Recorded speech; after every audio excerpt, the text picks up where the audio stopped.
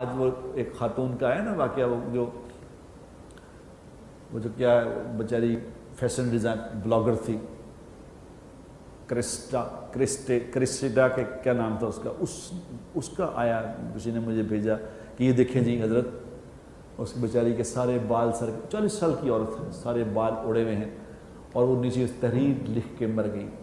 اسپتال میں، کینسر سے تحریر لکھ کے مر گئی کہ میرے پاس دنیا کی سب نعمتیں ہیں۔ اس نے اپنی تحریر میں لکھا کہ میرے پاس دنیا کی ہر نعمت ہے،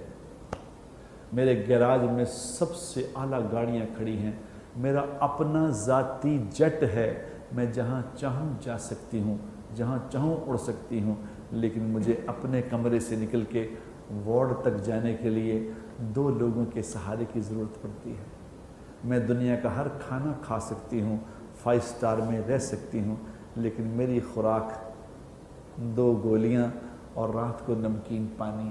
یہ ہے۔ میں پوری دنیا کے انسانوں کو ایک پیغام دینا چاہتی ہوں، یہ اس نے تحریر میں لکھا، میں پیغام دینا چاہتی ہوں کہ یہاں کچھ نہیں ہے، یہاں زندگی انجوائے کرنے کی جگہ نہیں ہے، یہ زندگی تو کسی کام سے تھی۔ اس سے کہا، حالانکہ غیر مسلم ہے، اس نے کہا یہ زندگی کسی کام تھی۔ اسے کیا سمجھ آئی؟ اسے سمجھ یہ آئی کہ دنیا میں زندگی لوگوں کے کام آنے کے لیے تھی، میں لوگوں کے کام آتی، لوگوں کو خوش کرتی، لوگوں کی خدمت کرتی، یہ میں نہ کر سکی، اور میں خود اپنی زندگی کو انجوائے کرنا چاہتی تھی۔ اب 40 سال میری عمر ہے، میری 7 بیوٹیشنز ہیں جو میرے بال بنایا کرتی تھیں، لیکن اب میرے سر پہ ایک بھی بال نہیں ہے، میں بے یار و مددگار مر رہی ہوں، مجھ سے سبق سیکھو، یہ کہہ کے وہ مر گئی۔ اب یہ لوگ ایک دوسرے کو شیئر کر رہے ہیں کہ دیکھیں جی یہ ہوا، دیکھیں جی یہ ہوا۔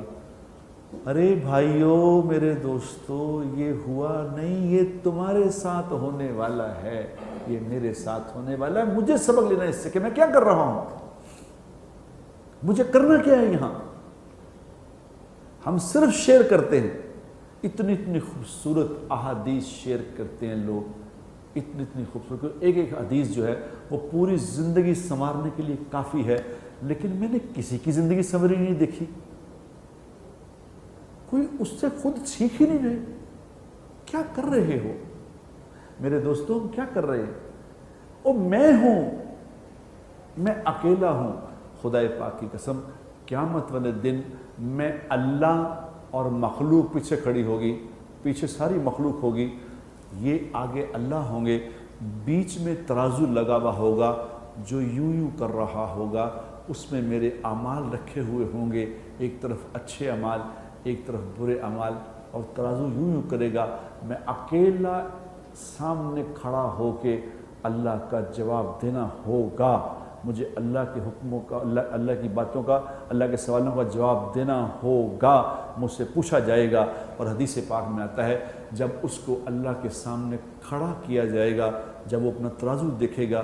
تو اس کی حالت، اللہ کے نبی صلی اللہ علیہ وسلم نے فرمائی، اس کی حالت ایسی ہوگی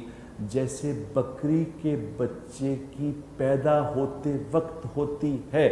کہ پیدا جب بکری کا بچہ کسی نے ہوتے دیکھا ہے تو وہ بکری کا بچہ جب اٹھتا ہے تو گر جاتا ہے، پھر اٹھتا ہے، کھڑا نہیں ہوتا، گر جاتا ہے، پھر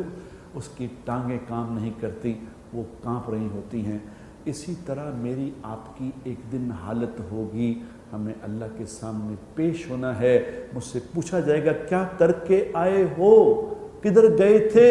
افحسبتم انما خلقناکم عبثا وانکم الینا لا ترجعون فتعالی اللہ الملک الحق۔ تمہیں ایک دن حق ذات کے سامنے پیش ہونا ہے، تمہیں ایک ایک فَمَنْ يَعْمَلْ مِثْقَالَ ذَرَّةٍ خَيْرٍ يَرَى وَمَنْ يَعْمَلْ مِثْقَالَ ذَرَّةٍ شَرٍّ يَرَى۔ تمہیں چھوٹی چھوٹی نیکی کا بھی تم سے پوچھا جائے گا کہ تم نے یہ نیکی کی تھی، اس کا تمہیں اجر دیا جائے گا، اور چھوٹی چھوٹی برائی جو کسی نے نہیں دیکھی، میں نے گھور کے جگو کو دیکھا، صرف